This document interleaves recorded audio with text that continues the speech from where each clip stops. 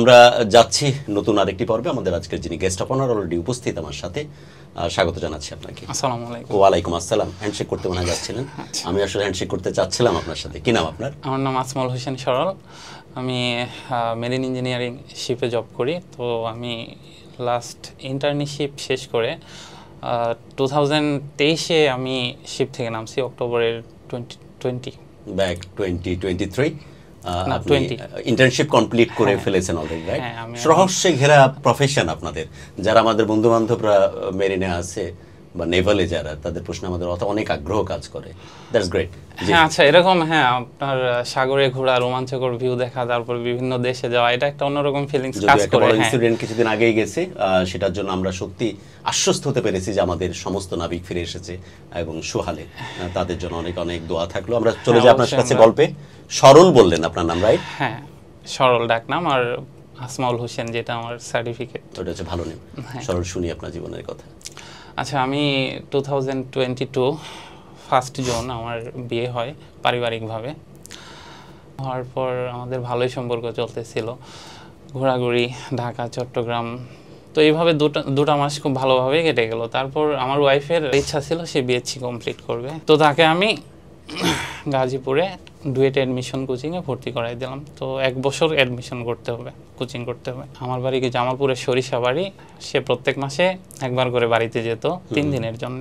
2023-এ আমি শিপে চলে গেলাম। তো বিয়ের কতদিনের মাথায় এই যে আবার হানিমুন স্টেজ পার না হতে হতে বিয়োগ শুরু হয়ে গেল? কিন্তু কতদিনের মাথায়? 7 মাস পর আমি শিপে চলে গেলাম আবার। 7 মাস পর চলে গেলাম। সিঙ্গাপুর থেকে জয়েনিং ছিল।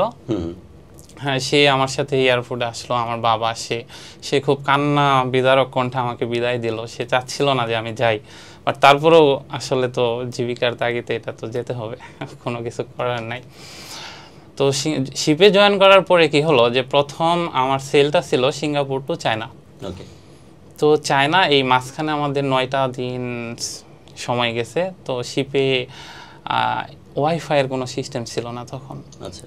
তো তখন সে আমাকে ফিল করলো যে আসলে যে হাজবেন্ডের সাথে যে 9টা দিন কথা নাই, কারণ শিপ ওয়াইফাই নাই, তো কথা বলবে কেমনে? তখন সে কোন রুটে জাহাজ, কোন রুটে আপনার? জাহাজ সিঙ্গাপুর থেকে চায়না যাচ্ছে। হ্যাঁ, তো খুবই আপসেট ছিল। ও ডায়েরি লিখতো যে কি কি মিস করছে আমাকে। আমার বাবা আমাকে ফোন দিত যে কেন নেটে আসতেছে না। ও আসলে এরকম হয়তো জানতো না যে এরকম যে কথা ছাড়া থাকতে হবে। তারপর 9 দিন পর যখন নেট পেলাম, কি অবস্থা তখন? আমি তো এর আগে আরো সার্ভাইভ করে আসছি। আমি মিস করতাম তার যে ভিডিওগুলা ছিল, যে আমাদের ঘোরার মুহূর্তগুলা, তার ছবিগুলা, এগুলা দেখে দেখে আমি অনলাইনের দিকে তাকায় আছে কখন সে অনলাইন হয়। হ্যাঁ, কখন সে অনলাইন। আর আপনিও তাকায় আছেন কখন নেট পাওয়া যায়। কখন নেট পাওয়া যায়। 8 দিন বা 9 দিন পর নেট পেলাম। হ্যাঁ, নেট পেলাম। দেন নেট পাওয়ার পরে ও অনেক খুশি। ফোন দিলাম, সে কি করছে 7 দিনে সব ডায়েরির মধ্যে লিখে রাখছে, কত আমাকে মিস করছে। এগুলা সব মানে এগুলা দেখে আমার চোখের পানি চলে আসছে যে আমাকে এত ভালোবাসতেছে।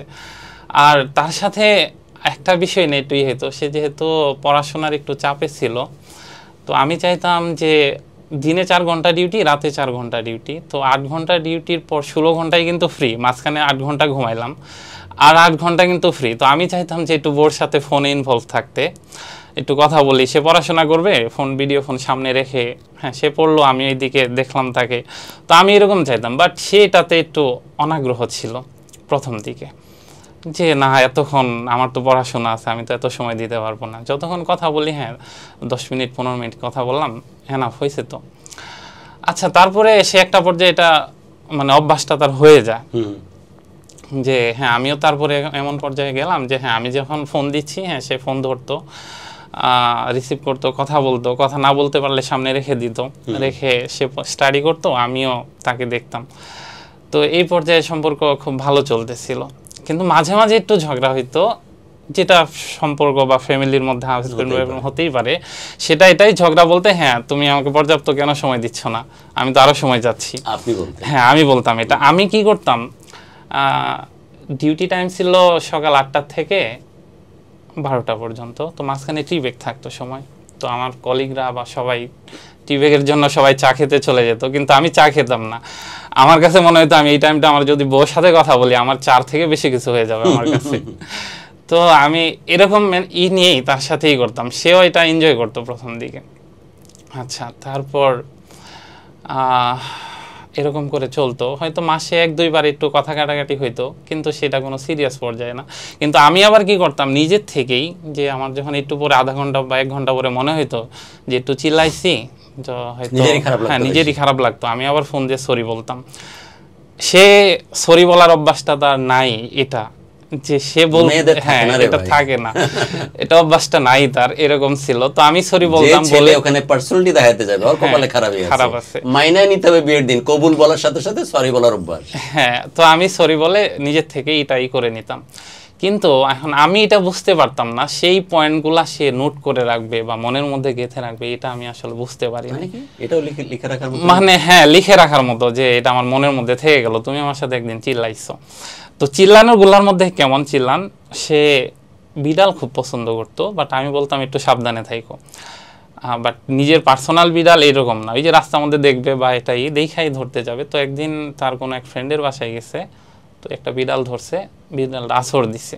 আমি একটু রাগ, পুরো আমাকে যখন শেয়ার করছে আমি তো রাগ হয়েছি, কেন তুমি বিড়াল ধরতে গেছো? না করছি না, এখন তোমাকে যে আছর দিছে একটু হালকা রক্ত বেরোইছে, এখন যদি জলাতঙ্ক হয় তুমি আমার সাথে রাগ করলা কেন, চিল্লাইতেছো কেন আমার সাথে?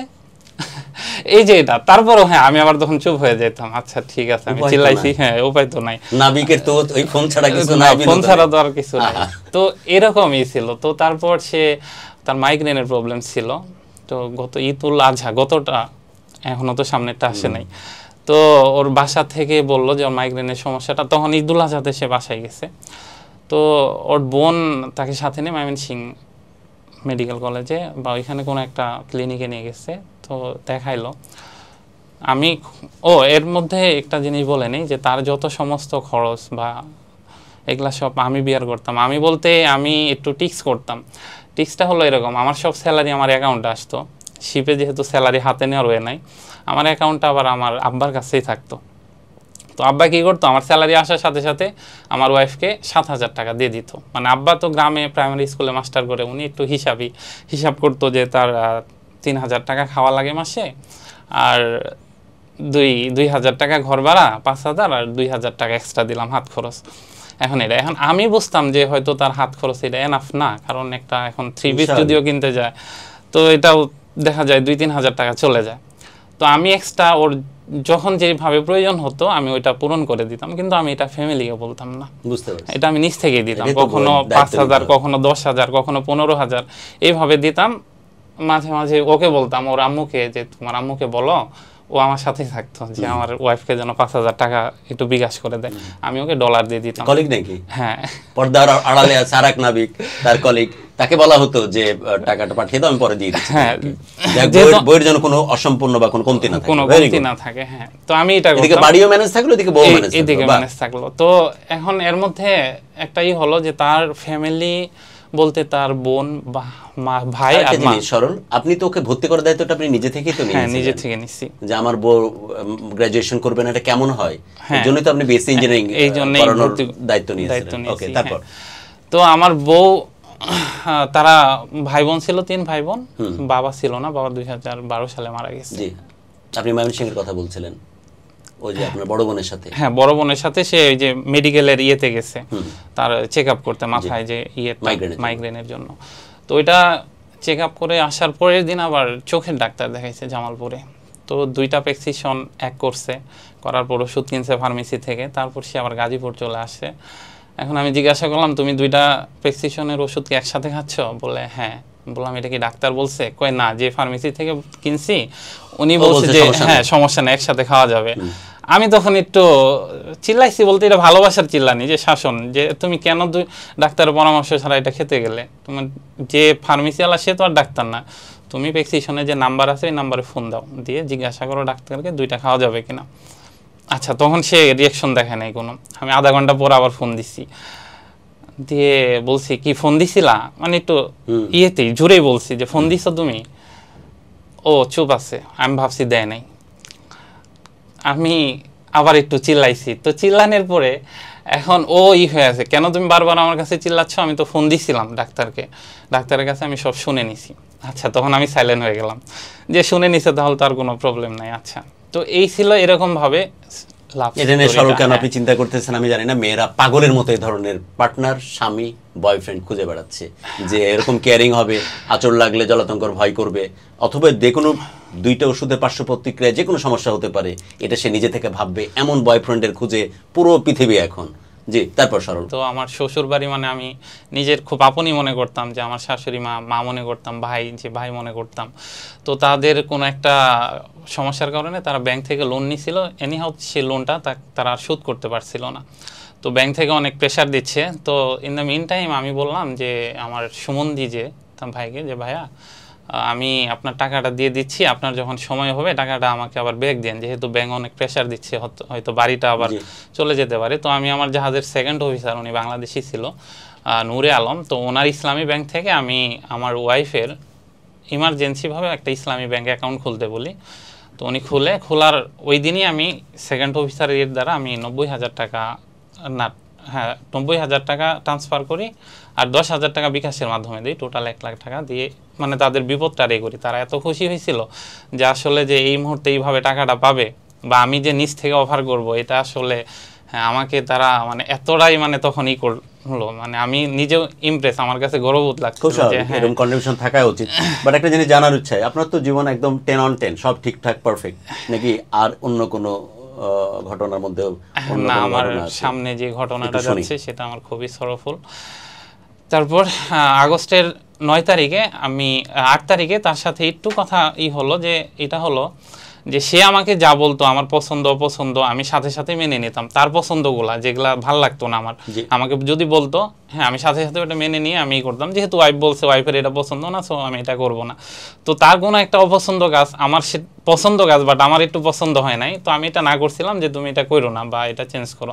এটা নিয়ে তার মন খারাপ ছিল যে কেন আমি করতে বললাম। এক প্রকার আমি তাকে ফোর্স করে ওইটা চেঞ্জ করতে বলি, যে তুমি করবা না কেন, না করা পর্যন্ত আমি ভালো হব না। আচ্ছা, এটা ছিল এরকম, সে একটা পুতুল বা আর একটা বিড়ালের ছবি তার হোয়াটসঅ্যাপের প্রোফাইলে দিছে, এটা চেঞ্জ করতে বলেছে। হ্যাঁ, আমি এটা চেঞ্জ করতে বলছিলাম, কারণ আমার কাছে মনে হইতো না আমার ওয়াইফই সুন্দর, যে ডলটা দিছে বা বেবি ডল বা ইয়ের থেকে আমার ওয়াইফের ছবিটা যদি এতে থাকে, এটা আমার কাছে বেশি লাগবে। হ্যাঁ, এই জন্য তো এটা নিয়ে তার মন খারাপ থাকে অনেক। তো আমি 9 তারিখে আমি অসুস্থ হয়ে পড়লাম বিসাউ গিনিতে, আমার বমি হইলো, হঠাৎ করে বমি। তো চিফ অফিসার আমাকে রেস্ট দিল। South Africa? West Africa. হ্যাঁ। তো চিফ অফিসার আমাকে রেস্ট দিল, যে তুমি যে রেস্ট করো, তোমার আজকে ডিউটি করতে হবে না, যেহেতু তুমি সিক হয়ে পড়ছো।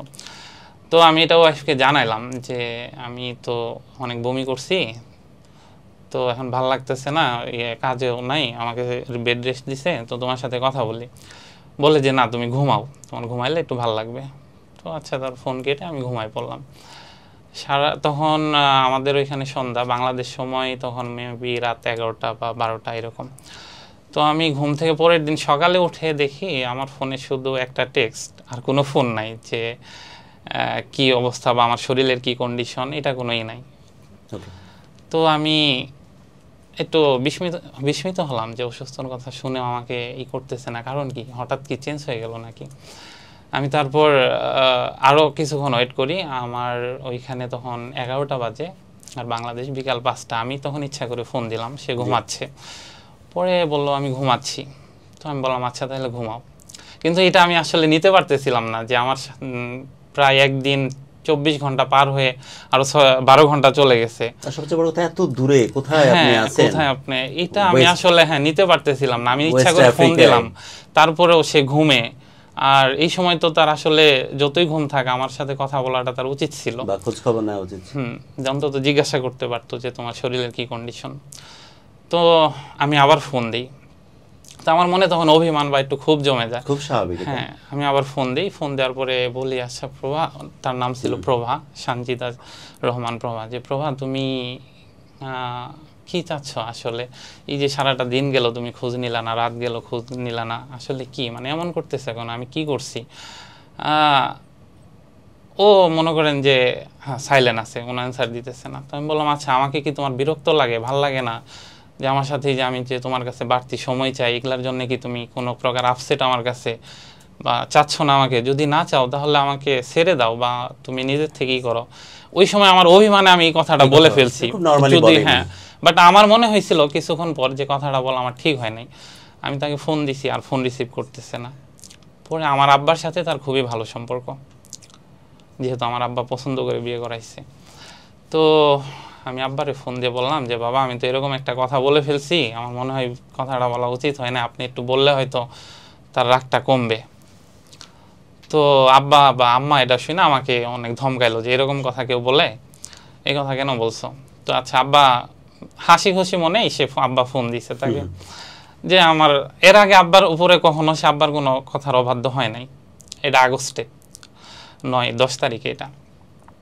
তো আব্বা ফোন দিল, তো বললো যে আচ্ছা সরল যা করছে আমি সরলের বিচার করব, তুমি সরলের ফোন দিয়ে কথা বলো, এত দূরে থাকে আমাদেরও টেনশন হয় কি হয় না হয়। বলে যে না বাবা আমি সরলের সাথে কথা বলবো না। তো একটা পর্যায়ে আব্বা অনেক রিকোয়েস্ট করে, তো একটা পর্যায়ে আব্বা বলেই ফেলে যদি সরলের সাথে সম্পর্ক না রাখো তা আমাদের সাথে থাকবে। এখন উনি বলে যে না থাকলে না থাকুক, মানে পুরা চেঞ্জ। যে এরকম আগে তো কখনো এরকম ব্যবহার দেখিনি, এত সুন্দর ভালোবাসা এমন কোনো বিষয় না। হ্যাঁ, তো আব্বার কথাও সে মানলো না। এখন 3 দিন আমার ফোন রিসিভ করে না, আমি অনবরত টেক্সট মেসেজ সব দিয়ে যাচ্ছি। এখন 3 দিন পর তার দুলাভাইকে জানাইলাম, তার বড় বোনের হাজবেন্ডকে। তার বড় বোন হাজবেন্ড এনিহাও কনভিন্স করে তারপর সে আমার ফোনটা ধরছে। ধরার পর আমি অনেক কান্নাকাটি ফোনে, কেন ফোন ধরো না, আমি থাকতে পারতেছি না। সত্যি কথা, আমি ওর সাথে কথা না বলতে পারলে আমার মনে হয় যে আমি আর মানে ওইখানে নাই বা ইয়েতে নাই, আমার এমন ইটা লাগতো। তারপর অনেক কান্নাকাটি করলাম, অনেক সরি বললাম, যার কখনো এরকম কথা হবে না, তুমি ই করো। তো আচ্ছা, তারপর একটা পর্যায়ে সে নর্মাল আসলো। 20 তারিখে তার এক্সাম হলো। তো এরকমই ছিল যে যেহেতু বিয়ের পরে আমাদের বাড়িতে সে থাকে নাই বেশি একটা, তো এক্সামের পরে আমাদের বাড়িতে যাবে, গিয়ে 1-2 মাস থাকবে, তারপর আমি আবার দেশে আসবো, তারপর ঢাকাতে থাকবো, এরকমই প্ল্যান। তারপর আসার পর বেবি নিব। সে টিকা দিয়ে সবই করছে। এখন পরীক্ষা তার ভালো হলো না বেশি একটা, তো এটার কোনো একটা নিয়ে সে আর আমাদের বাড়িতে গেল না, সে জামালপুর তাদের বাসায় চলে গেল। এখন আমার আব্বা এটা নিয়ে একটু মন খারাপ করলো যে আব্বা আসতে বলছে আমাদের বাড়িতে, কিন্তু সে ওইখানে গেল। এখন এটা আব্বাকে জানায় নাই, এর আগে যতবারই যেখানে গেছে আব্বাকে জানাইছে। আব্বা একটু মন খারাপ করছে কিন্তু কিছু বলে নাই। তো আব্বাকেও জামালপুরকে ফোন দিয়েছে, বাবা আমি জামালপুর চলে আসছি। তো আব্বা একটু অভিমান নিয়ে বলছে আচ্ছা তাহলে আসতো ভালো কথা, তো থাকো, ভালোভাবে খাওয়া দাওয়া করো, রেস্ট নাও। সে বুঝতে পারছে আব্বা তার সাথে ভালোভাবে কথা, মানে একটু অভিমান নিয়ে কথা বললো, এটা বুঝতে পারছে। তো তারপর সে আর আব্বাকেও ফোন দিল না। ইভেন আমি তখন ফোন দিলাম যে আমি কথা বলতেছি। তো 2 দিন পরে বললাম যে এখন তো 2 দিন হয়ে গেল, তুমি এখন আমাদের বাড়িতে যাও। সে বলতেছে যে না, ঘটনাটা গার্জিয়ান পর্যায়ে চলে গেছে, এখন আর বাড়িতে যাওয়া যাবে না। গার্জিয়ান পর্যন্ত চলে গেছে? হ্যাঁ, এটা আমি বললাম কি গার্জিয়ান পর্যায়ে, এটা কি হলো? তুমি যদি এখন আমার বাড়িতে যাও এটা তো শেষ, আমার বাড়ি থেকে তো তোমাকে কেউ বকাও দেয় নাই, কোনো গালিও দেয় নাই, বা তোমাকে কোনো ইয়েও করে নাই। বলতেছে না, আমার গার্জিয়ান এখন এটা বলতেছে যে তোমার আব্বা বা তুমি না আসা পর্যন্ত আমাকে ছেড়ে দিবে না। এখন ওর বোন বলতেছে যে সরল, যেহেতু একটা ঝামেলা হয়েছে, এখন হয়তো তোমার বাড়িতে গেলে হয়তো একটু কথা কাটাকাটি হবে, আমার বোন এটা নিতে পারবে না, তুমি যখন আসবা তখন পাঠাবো, তুমি তো 1-1.5 মাস পরে চলে আসতেছো, তখন পাঠাবো। আমি আপুকে বললাম আপু এটা কি বলেন, তাহলে তো ঘটনা আরো বড় হয়ে যাবে, যে এখানে আপনারা আরো থামাবেন যে এটা যাতে বড় না হয়, তো এটা এরকম করছেন কেন? তো আর গেল না। তো আমি দেখলাম যে আসলে ও আমার কাছ থেকে ডিস্টেন্স বাড়াচ্ছে। আমি ফোন দিই, সে বিরক্ত হয়, আমার উপরে রাগে কথা বলে, বা আমার ফোন ধরতে চায় না। কিরকম ধরনের রাগ? মানে চিল্লাই কথা বলে, কেন ফোন দিছি, বারবার কেন ফোন দিই, সারাদিন এত কথা বলতে হবে। বললাম আগে নয় পড়াশোনার একটা চাপ ছিল, এখন তো পড়াশোনার চাপ নাই, এখন তো তুমি টোটালি ফ্রি, 24 ঘন্টায় ফ্রি। না এত সময় তো কথা বলতে পারবো না তোমার সাথে, এই যে এরকম। তো একটা পর্যায়ে এরকম 1-2 মাস 1 মাস গেল। তো তখন আমার শিপ ইন্ডিয়াতে আসবে। তো ইন্ডিয়াতে আসার আগের দিন পর্যন্ত একটু তখনও ভালো ছিল। তারপর থেকে হঠাৎ করে আমি তার ফোনে ফোন দিই, হোয়াটসঅ্যাপেও যদিও ফোন দিই, সে ফোনে কোথাও কথা বললে আমি মানে বুঝতে পারতাম সে ব্যস্ত আছে, মানে ব্যস্ত দেখাইতো। তো 1 ঘন্টার মতো এরকম ও বিজি। তারপর সে আমাকে বলতেছে যে আপুর সাথে কথা বললাম। আমি আপুকে ফোন দিলাম, দেখি আপুর ফোন কোনো ওয়েটিং নাই, আপু ফোন রিসিভ করে ভালোভাবেই করলো। এখন আমি এখানে পুরা শক যে তা কার সাথে কথা বললো। আমি এটা নিয়ে আর কোনো বার্গেটিংয়ে যাইনি, কিন্তু সে আমার সাথে ডিস্টেন্স কমাচ্ছে, কথা বলা কমাচ্ছে, 1-2 দিন পর কথা হয়, কিন্তু আমি এটা নিতে পারতেছি না শিপে, কারণ আমি শিপে তখন এতটাই মেন্টালি প্রেশারে ভেঙে পড়ি। ও ছিল আমি ধরেন যখন শিপ চালাই, যখন এই যে নেরো চ্যানেলে যায়, তখন কিন্তু একদম স্টিয়ারিং এর দিকে একদম মনে করেন চোখের পলক মানে একদম ঘোরানো যায় না। ওই মুহূর্তে আমার মাথার মধ্যে যখন এই টেনশন যে আমার ওয়াইফ কথাই করতেছে না, চ্যানেল বলতে যে জাহাজ এবং স্পেস খুব কম, কতটুকুর মধ্যে জাহাজ থেকে দিতে হয় 1 ডিগ্রি এদিক সেদিক হলে করবেন নাকি আপনার আমার এই মাথার মধ্যে এটা 1 ডিগ্রি এদিক সামাল দিবেন, 1 ডিগ্রি এদিক সেদিক হলে জাহাজ ডাঙায় উঠে যাবে। তো আমি এইটা নিতে পারতেছিলাম না। আমার ওয়াইফকে বলতেছি যে আমি এটা পারতেছি না, আমি ডিউটি পারতেছি না। আমি মাঝে মাঝে প্রক্সি নিতাম, আমার কোনো কলিগকে পাঠাইতাম যে আমি পারতেছি না, তুমি একটু যাও। তো আমার ওই মাসের পারফরমেন্স খুবই খারাপ ছিল, আমার বোনাস কেটে নিছে ইয়ের থেকে চিফ অফিসার যে তোমার পারফরমেন্স ভালো হচ্ছে না। তো মানে এইটা আমি ওয়াইফকে বোঝাইতে পারতাম না। সে বলে যে তুমি আগে আসো, আসার পর আমার কথা হবে তোমার সাথে, তারপর আমি ঠিক হবো, এর আগে তোমার সাথেই নাই। তো আমি এটা ওইখান থেকে আমি কিভাবে ম্যানেজ করবো, আমি আর পারতেছি না। আমি এত কান্নাকাটি এতই যে এটা আমি আসলে আনবিলিভেবল যে ওইখান থেকে আমি কিছু করতেও পারতেছি না। ওকে যে কথা বলাইলাম যে তুমি একটু করো, তো ও বললো যে দেখেন ভাবি, ভাইয়া তো অনেক আপনার প্রতি ইমোশনাল। যে কথাগুলো যার দিকে ইঙ্গিত করে বলছে পর্দার আড়ালে আছে, সে হচ্ছে আমাদের আরেক মেরিনার, একজন নাবিক, তার নাম মোস্তফা মোমেন। হ্যাঁ, ও একদিন কথা বলে এবং তার ছোট ভাই এবং বন্ধুর মতো, তাকে দিয়ে আপনি হেল্প করাতেন। হ্যাঁ, উনি একদিন কথা বলে বুঝাইলো। তো ওনার সাথে যখন কথা বললো, হ্যাঁ ঠিকঠাক, তারপরেই আমার সাথে আর কোনোই নাই। তারপর আমি থাকতে না পেরে সাইন অফ দিলাম লেটার যে আমি বাড়িতে চলে যাব। শিপ ইন্ডিয়া থেকে ভিয়েতনাম গেল 20 তারিখে অক্টোবরে, বাড়িতে চলে আসব। এখন ও আসবে না এয়ারপোর্টে, আর আমি এটা ফ্যামিলিরা বলতে পারতেছি না যে আমার ওয়াইফ, আমি বাড়িতে যাব 9 মাস পর, আমার ওয়াইফ বাড়িতে নাই, এয়ারপোর্টে আসবে না। আমি কিভাবে এটা আমার ফ্যামিলিকে বলবো যে আমি তাহলে বাড়িতে যাচ্ছি? তাহলে তো একটা ডিসটেন্স তৈরি হবে যে তুমি আসতেছো, তোমার ওয়াইফ নাই। ইজ্জতের ব্যাপার যে স্বামী হিসেবে আমার বউকে নিয়ে বাড়ি যেতে পারছি। তো আমি ওয়াইফ, আমার ফ্যামিলিকে আমি বলি না যে আমি বাড়িতে যাচ্ছি। আমি টোটালি হাইড রাখলাম আমার ফ্যামিলি থেকে, যে আমি যে তাদের কাছে একটা সারপ্রাইজ দিব এরকম। কিন্তু আমার ওয়াইফ এটা পুরাটাই জানে। আমার ওয়াইফের ফ্যামিলিকে বললাম, হ্যাঁ তারা বলে যে হ্যাঁ তোমার যে তোমার ওয়াইফ যেটা বলে ওইটাই, এখন ও তো অ্যাডাল্ট, আমরা কিভাবে বোঝাবো, এরকম একটা গা ছাড়া ভাব। তারপর সে আসলো না, এয়ারপোর্টে আসলো না। তারপর আমি বললাম যে অ্যাটলিস্ট রেল স্টেশনে আসো, জামালপুর যে রেল স্টেশন, আমি ওইখানে একটু তোমাকে দেখি। না, সে আসলো না। বাড়িতে গেলাম, সবাই সারপ্রাইজ, আমি চলে আসছি। এখন আমার মা বলতেছে যে তাহলে বউকে বলিস না? আমি বলি না, সারপ্রাইজ দেওয়ার জন্য আমি বলি নাই। পরের দিন সকালে ঘুম থেকে উঠেই 7টার দিকে আমি সরাসরি চলে গেছি সে তার বোনের বাসায় শেরপুরে, ওদের বাসা জামালপুরে, সে তার বোনের বাসায় শেরপুরে। তো ওইখান থেকে আসলো, আসার পর হ্যাঁ সে যে অভিযোগগুলো দিতে চাচ্ছিল, তো তার বোনকে আমি বললাম, তার বোন বলে এগুলো তো তোমাদের নর্মাল একটা ব্যাপার, এটা তো তোমরাই নিজেরাই করবো। আমি বললাম হ্যাঁ, তো আমি তো এটাই যাচ্ছি। তো কিন্তু ও শুধু গার্জেন পর্যায়ে নিয়ে যাচ্ছে। তো একটা পর্যায়ে সে আমাকে কন্ডিশন দিলে যে আমি তোমার বাড়িতে যাব যদি তুমি আমার 4টা শর্ত মেনে নাও। কি শর্ত? যে আমাকে প্রাইভেট ইউনিভার্সিটিতে পড়াইতে হবে, আমি বেবি নিব 5-6 বছর পর, দেন আমি তোমার সাথেই যে লাস্ট 1 মাস যেভাবে কথা বলছি আমি এইভাবেই কথা বলবো। অত বেশি কথা বলতে পারবে না? না, মানে রাইগে যে তার এটাই তার আসল নেচার বা আসল রাইগে যে কথা বলে, এখন রাখো, পারলাম না, হ্যাঁ পারলাম, এভাবেই বলবো। হ্যাঁ, বলতেছে এটাই তার আসল নেচার, আমি আগে যা ছিলাম সেটা আমার আসল ছিল না। আরেকটা হলো যে আমি যেহেতু আমি একটু এস্টাবলিশ ছিলাম, যে আমারও স্যালারি মোটামুটি ভালো, অথবা প্রমোশন পাইলে আমারও আরো ভালো একটা ইয়েতে আছে, তো আমি চাচ্ছিলাম যে তোমার যদি কোনো গভর্নমেন্ট জব হয় আমি বাধা দিব না, বাট প্রাইভেট জব করার দরকার নাই। সে বলতেছে না, আমি প্রাইভেট গভর্নমেন্ট দুইটাই করবো, যেটা হয় আমি সেটা দিয়ে জব করবো, আমি নিজের পায়ে দাঁড়াবো। আচ্ছা, আমি তার 3টাই মেনে নিলাম, শুধু বললাম না তুমি যেন বেবিটা একটু কনসিডার করো, 1-2 বছরের মধ্যে বেবিটা নেও, তোমার পড়াশোনা, তোমাকে প্রাইভেটে পড়াবো, আমি প্রয়োজনে আমার পুরো ফ্যামিলি আমি ঢাকায় মুভ করাবো, যে বেবিটা নিলে আমার মা ওরাই দেখাশোনা করবে, তুমি শুধু একটু বেবিটা নাও। না, এটা 5-6 বছর আগে কোনোভাবেই সম্ভব না। তার ভাই তাকে হেল্প করছে, মানে একটু ধমক দিল যে কোনোভাবে যেন এটা হয়, কিন্তু সে তার ভাইকেও মানলো না। তারপর আমি রাত 11টায় চলে আসি। আর একটা কথা, যে আমার যে ওয়াইফ সেটার হিসেবে সে আমি কোনো স্বীকৃতি পেলাম না, ইভেন তার হাতটা পর্যন্ত আমার টাচ করার অনুমতি দেয় নাই সেদিন। তার শর্ত কিসে দিবে না কিসের জন্য হাত দিল আমাকে? না, আমি তাকে ধরতে পারবো না, আমি এতদিন পর গেছি, আমি তো যাওয়ার সাথে সাথে চিল্লাই যে আমি তার জড়াই ধরতে গেছি, সে আমাকে অ্যাভয়েড করে গেছে, জড়াই ধরতে দেয় নাই, আমাকে অ্যাভয়েড করে গেছে। ইভেন সন্ধ্যার দিকে আমি একটু তাকে মানে বাসার যে ওদের নিচে গেটের সামনে আসতে বলি, ওইখানে আসলো, আমি এক প্রকার একটু মানে ফোর্স করে আমি তাকে জড়াই ধরতে যাই, সে আমাকে লাথি মারে আমাকে। আমি এটা কোনোভাবেই তখন আর কনসিডার করতে পারি নাই যে এটা কি, আমি ওয়াইফের কাছ থেকে এটা কি পাচ্ছি আমি। ওই মুহূর্তের কথাটা আমি আসলে এখনো ভুলতে পারি না। তারপর সে আসলো না আমার সাথে, আমি রাত 11টায় আমি বাসায় চলে আসলাম। আসার পর পরের দিন সকালে সে তার বোনের সাথে বোনের বাসায় চলে যায়। আমি ভাবছিলাম যে হ্যাঁ কোনোভাবে করছে, তো সারা রাত যেটাই হোক চিন্তা ভাবনা করছে, পরের দিন সকালে চলে আসবে। সে তার বোনের সাথে আবার সে শেরপুর চলে যায়।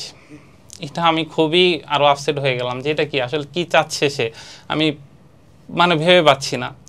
তো 3-4 দিন আমি কন্টিনিউ তারে ফোন দিই, তুমি বোঝাই যে তুমি আসো, তুমি করো। তো এক পর্যায়ে সে বলে যে তোমার পুরো ফ্যামিলি নিয়ে আসো, তারপর আমি যাব। আমি বলি এখন তো ফ্যামিলি তুমি পুরাটা করে দিছো, কারণ এখন আমি বাড়িতে এসে আমার ফ্যামিলি সবাই বলতেছে তুমি অন্য কারোর সাথে ইনভলভ হয়ে গেছো, তার কারণে তুমি আমার সাথে আসতেছো না, সবাই এটাই ধরে নিছে। কিন্তু আমি এটা এখনো বিশ্বাস করতে পারতেছি না, কারণ আমি তো যেটা দেখিনি আমি কেন বিশ্বাস করবো এটা। তো আমি তাদের কোনো কথা মানতেছি না, বাট তুমি চলে আসো। কই না আমি এখন এইভাবে যেতে পারবো না। আচ্ছা, তারপর আমি একটা সময় বললাম ভয় দেখানোর জন্য যে যদি না আসো আমি কিন্তু তোমাকে ডিভোর্স লেটার দিব। তার মধ্যে কোনো ফিল নাই, এটা বলার পরও কোনো ফিল নাই। ইভেন আমি তারপর যখন ফাইনাল ডিসিশন নিলাম যে হয়তো ভয় পাবে, লেটার গেলে 3 মাসের একটা যে দিলে হয়তো সে বুঝতে পারবে, তখন আবার চেঞ্জ তো করা যায়, আসবে। আমি ডিভোর্স লেটারটা পাঠাইলাম। পাঠানোর পর ওর বাসায় যখন গেল ডিভোর্স লেটার সে গ্রহণ করলো না, গ্রহণ করে নাই। না করার বদলতে সে আমাকে আদালতে আমার নামে মামলা দেয় যে আমি তার সংসার করতে চাই না, আমার কাবিনের টাকা যে স্বর্ণ গহনা ছিল এগুলা সে বিক্রি করে ফেলছে, এগুলা পুরোটাই ব্যাক দিতে হবে। আর একটা যৌতুক মামলা দিয়েছে, যৌতুক মামলার মধ্যে লিখছে যে আমার যখন বাড়ি থেকে আসি 2 লাখ টাকার যৌতুক মামলা, যে যখন বাড়ি থেকে আসি তখন সব আমার স্বর্ণ গহনা ওরা রেখে দিছে, এগুলো নিয়ে আসতে দেয় নাই। 2 লাখ টাকার যৌতুক মামলা দিছে, আমার মান্থলি স্যালারি 1.5 লাখ। আমি কিভাবে তো আমি তার কাছ থেকে আমি 2 লাখ টাকা যৌতুক কি করবো? আমি নাকি 22 তারিখে ওদের বাসায় গিয়ে আমি অনেক চিল্লাচিল্লি করছি। তারপর পারিবারিক আদালতে সেটা আমাকে ডাকলো, ডাকার পর আপনার প্রতি কোনো অত্যাচার বা কিছু এমন কোনো এলিগেশন দিয়েছে মেয়ে? হ্যাঁ, আমি শারীরিক মানসিক নির্যাতন করি। কোনো কিছু স্পেসিফিক করেছে কি শারীরিক মানসিক নির্যাতন? না, শুধু শারীরিক মানসিক। আমি লোভী, আমি টাকার জন্য অনেকই করি, অনেক কথা বলি, অনেকই করি। এগুলাই অনেকেই আপনি পড়তে পারবেন যদি এইগুলা দেখেন। বুঝতে পারছি, এগুলোই বেসিক। হ্যাঁ, বেসিক যেগুলা এগুলা। আর আপনার যে মামলাটা করেছে যৌতুক মামলা, আপনার সেপারেশন মানে আপনার ডিভোর্সের পরে তো এই জিনিসটা সঙ্গত কারণে ডিভোর্স, হ্যাঁ সঙ্গত কারণে এটা যায় না, কিন্তু ওইখানে তারা হাইড করে গেছে যে আমাকে ডিভোর্স দিয়ে দিছে, এটা তারা লেখা নাই মামলার ইয়েতে, হাইড করে গেছে। তারপর পারিবারিক আদালত এটাই করলো, আচ্ছা যে আমি তো বিয়ের সময় দেলমোহরের কিছু টাকা ছিল, তো পারিবারিক আদালত যে একটা রায় দিল, ওই সময় ম্যাজিস্ট্রেট আমার অবস্থা দেখা, আমি তো তাকে নিতে চাই, আমি ওই সময় ম্যাজিস্ট্রেটের সামনে তার পাটা পর্যন্ত ধরছি যে তুমি ফিরে আসো সংসারে। ওই সময় আমিও বলি নেই যে আমি, যেহেতু মামলাতে উল্লেখ করে নাই, তো আমি এটা এড়াই গেছি ম্যাজিস্ট্রেটের সামনে, সেটা আমার ভুল ছিল। আমার প্রথমে ম্যাজিস্ট্রেটকে বলা উচিত ছিল জিনিসটা যে আমি ডিভোর্স লেটার দিছি, যে সে যেহেতু এড়াই গেছে আমি এই জন্য এটাই করিনি যে ও ব্যাক করবে হয়তো। তারপর ম্যাজিস্ট্রেট বললো যে তোমরা বাইরে গিয়ে আবার একটু কথা বলো। তো বাইরে গিয়ে কথা বললাম, সে আমাকে শর্ত দেয় আমি যদি আমার ব্লাড কানেকশন ত্যাগ করে যদি আমি যেতে পারি তার বাসায়, যে ঘর জামাইয়ের মধ্যে থাকতে পারি, তাহলে সে অ্যাকসেপ্ট করবে। এটা কি মানে আমার পুরো ব্লাড কানেকশন ত্যাগ করতে হবে? শুধু আমি 3-4 শর্ত যে ছিল তারপরে এটা একটা চূড়ান্ত শর্ত, আমার পরিবার সব ফেলে দিয়ে ওর বাড়িতে ঘর জামাইয়ের মতো থাকতে হবে। আমি এটা মানে আরো আমার শক লাগলো। পরে আমি এটা ম্যাজিস্ট্রেটকে যখন বললাম, তো উনি বললে যে এটা তো সম্ভব হবে না, তোমার মা বাবা বা এদের ছেড়ে তো তুমি আসতে পারবা না, তো তুমি ডিভোর্স লেটার দিয়ে দাও। তো তখন ওরা বলে যে না, ও তো ডিভোর্স লেটার, ওর ফ্যামিলি বলতে ওর বোন, ও ম্যাজিস্ট্রেট এখানে আরেকটা দিছে যে ও তখন একটা জব নিছে ছোটোখাটো জামালপুরে, 19,000 টাকা মনে হয় স্যালারি। পরে ম্যাজিস্ট্রেট বলে যে তোমার পুরা 19,000 টাকা মান্থলি ছেলে তোমাকে ডিপেস করে দেবে, তুমি, কারণ এটা সামান্য একটা জব, প্রাইভেট জব, তুমি এটা ছেড়ে দিয়ে তুমি সংসার করো। ওর বোন বলে যে না না না না, ওইখানে কেমনে সংসার করবে, তুমি গ্রামের মধ্যে গিয়ে থাকতে পারবে না। যদিও আমি ঢাকা থাকি, ঢাকায় থাকতাম। বুঝতে পারছি। এখন এরকম হওয়ার পরে তো ম্যাজিস্ট্রেট এখন এক পর্যায়ে দিল যে আমি সংসার করতে চাই, বাট এখন আমার ফ্যামিলিও তখন একটু দেখাইছে যেহেতু পারিবারিক আদালতে, যে না এই মেয়ে নিয়ে কেমনেই করবে। তো হ্যাঁ, ছেলের ফ্যামিলিও চাচ্ছে না, বাট ছেলে অনেকভাবেই চাচ্ছে। বর্তমানে কি অবস্থা, মামলা কি পর্যায়ে আছে? মামলা আমি শেষ, আমি ওই যে তার যে 3 লাখ টাকা যে আমার ছিল দেলমোহর, সেটা দিয়ে আমি মামলা থেকে বের হয়ে আসতে চেষ্টা করছি, যে ওটা শোধ করে আমি মামলা থেকে বের হয়ে আসি। কিন্তু এখন পরের ঘটনাটা যেটা আমি জানতে পারি, তার একটা ছেলের সাথে রিলেশন ছিল বিয়ের আগে রাত্রেও কথা বলছে। ওই ছেলেটা তার একটা পোস্টে কমেন্ট করছে, কমেন্টটা এখানে আছে, আমি ওই থ্রোতে ধরে প্রথমে গিয়ে দেখি ছেলের প্রোফাইলে ছেলে মেরিট, ছেলের বয়সও প্রায় 40-এর কাছাকাছি। পরে মেরিট এই ছেলের আমার প্রথমে কোনো আসে নাই যে এই ছেলে এটা হবে না, তার বউ আছে। তারপর আপনি ইনভেস্টিগেট করা শুরু করলেন, তারপর আমি কেন হলো এত কাহিনী, পরে আমি তার ওই ছেলের ওয়াইফের কাছে আমি যোগাযোগ করলাম ফেসবুক থ্রুতে। তো ছেলের ওয়াইফ, তো উনি কান্নার স্বর কণ্ঠে বলতেছে যে আমার ওয়াইফের, আপনার এক্স ওয়াইফের সাথে আমার স্বামীর পরক্রিয়া যে তারা এখনো চলছে, যে তারা ঢাকা গিয়ে 3 রাত থাকছে বউ হিসাবে নিয়ে গিয়ে। আমি বললাম যে আপনি কি এটা হাতে নাতে ধরতে পারছেন? কয় আমি ওই বাসার যে ছিল পাশের রুমের যে ছিল, সে আমাকে ফোন দিয়ে বলছে যে একটা মেয়ে নিয়ে আসছে, তার ভয়েসগুলো এখানে রেকর্ড করা আছে, আমার কাছে পাঠাইছে। তো এখন ওয়েটার থ্রোতেই করছে, কিন্তু সরাসরি ধরতে পারে না। আমি বললাম তো তার ফোন চেক করেন, আপনার হাজব্যান্ডের নিশ্চয়ই কোনো ছবি আছে। কয় না, আমি কোনো ফোনে ছবি পাইনি, ইভেন কম্পিউটারের দোকানে নিয়ে গেছিলাম, পাইনি। আমি পরে একটা বুদ্ধি দিলাম যে আপনি তা আপনার হাজব্যান্ডের গুগল অ্যাকাউন্ট নেন আর নেন, পাসওয়ার্ডটা নেন, নিয়ে আপনি ওনার ফোনে আপনি গুগল ফটো নামে একটা অ্যাপস আছে, এটা ডাউনলোড করেন। তো উনি ওইভাবে ডাউনলোড করে পরে দেখে যে ওইখানে আপনার গ্যালারি থেকে ডিলিট করলেও গুগল ফটোতে ওগুলো থেকে যায়। তো তাদের যে ব্যক্তিগত ছবিগুলা, তারা ঢাকা এসে থাকছে আপনার হোটেলে, তারপর এই যে কমলাপুর লোকেশন সহ করতেছে, যেহেতু ছেলের ফোনটা আইফোন ছিল, তো কই যে করছে, কোন সময় উঠছে, কোন জায়গায় থাকছে, সবকিছু এগুলা গুগল ম্যাপে শো করতেছে। আপনার কাছে পাঠাইছে এগুলো? আমার কাছে এগুলা পাঠাইছে, আমার কাছে আছে এগুলা। তো আসলে এই স্টুডিওতে যেটা শেয়ার করলেন সেটা হচ্ছে ওই ছেলের সাথে। তো ওনার বউ দেখেও তো এটা খুবই, মনে করেন যে আসলে ওনার বউটা প্রেগনেন্ট ছিল তখন 8 মাসের। তো ওনারও কি অবস্থা, আমি তো ছেলে মানুষ নিতে পারতেছি। কি অবস্থা সরল আপনার এখন? বাদ দেন তো এর গল্প, যা বুঝার বুঝছি। এখনো মিস করেন? এখনো কি ফিল কাজ করে নাকি? ফিল ভালোবাসা যেটা, এটা থেকে যাবে আজীবন, কিন্তু এখন যেটা ঘৃণা, এখন তো ভালোবাসাটা আসে ঘৃণার চোখে। বাট আমার ওই ফিলগুলা থাকে যে এরকম যে তুমি আসলে ছেড়ে যেতে চাইছিলাম, আমি তোমার রাস্তাটাকে আমি সহজ করে দিছি। আমি তোকে এতটা ভালোবাসছিলাম, এতটা সম্মানের চোখে, এতটা তোকে আমি প্রায়োরিটি দিছিলাম আমার জীবনে, যে আসলে আমার জীবনের থেকে তখন মনে হইতো যে না, তুই আমার কাছে সবচেয়ে বেশি বেস্ট। কিন্তু আমি এই ছবিগুলা দেখার আগ পর্যন্ত আমি চাইছিলাম তুই আমার কাছে ফিরা। ইভেন এটা আমি তোর ফ্যামিলিকেও জানাইছি। বাট ছবিগুলা দেখার পর তোদের এই অন্তরঙ্গ দৃশ্যগুলা, তোর প্রতি আমার এতটা ঘৃণা আসছে যে এতটা বেবিচারী তুই হবি, আমার এটা কল্পনার বাইরে ছিল। তারপরও আমি চাই যে তুই যেখানে থাক ভালো আয়, ভালোভাবে তুই ভালো লাইফটা লিড কর, এই বেবিচার থেকে তুই বেরিয়ে আয়। আমি চাই তুই ভালো একটা জীবনে আয়। বাট এরকম তুই আমার সংসারটা নষ্ট করছস, এটা আমার পক্ষ থেকে অভিশাপ। কিন্তু তুই আরেকটা মেয়ের যে জীবন, তার বউ আছে জানা সত্ত্বেও তুই তার সাথে এরকম বেবিচারী একটা কাজ করলি, এটা তুই তোর আল্লাহকে তুই জিজ্ঞাসা করবি যে এটা তুই মাইন্ড থেকে যে তুই এটা ঠিক করছস কিনা, যে আরেকটা মেয়ের সংসারে গিয়ে তুই যে ভালো এটা করলি, ওই মেয়েটা তোকে যে অভিশাপ দিবে সেটা তুই কিভাবে কুলাইতে পারবি? এটা তোর কাছে আমার প্রশ্ন থাকলো। আর কি বলবো, আমার আসলে তোকে নিয়ে আর ভালোবাসা থাকবে, কিন্তু তোর যে ঘৃণাটা তোর প্রতি, এটা আমি মৃত্যুর আগ পর্যন্ত আমার মনের মধ্যে বয়ে বেড়াবে। গোটা সমাজ পিছবাসে পচে যাচ্ছে, ধ্বংসের একদম কিনারে দাঁড়ায় আছে। এই পরকীয়া আর এই ব্যভিচার পচায় ফেলতেছে গোটা সমাজকে। অসম্ভব রকমের ধিক্কার। এই সমাজটাকে ঘুরিয়ে দাঁড় করানোর যেভাবে হোক চেষ্টা করতে হবে। এ সমাজ আমার, এ সমাজ ওর, এ সমাজ আপনার, যারা দেখতেছেন আপনাদেরও। It is our responsibility.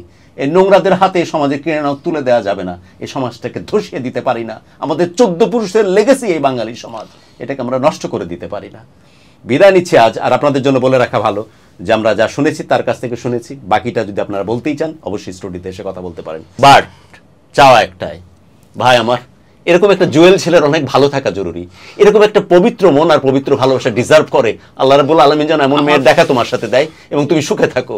এবং প্লিজ চেষ্টা করো একটা সেকেন্ডের জন্য এই মানুষ যদি তোমার মনের মধ্যে ঘর করতে না পারে। ব্যভিচারী নারী, অনেক দোয়া করি তোমার জন্য। Take care. আল্লাহ হাফেজ।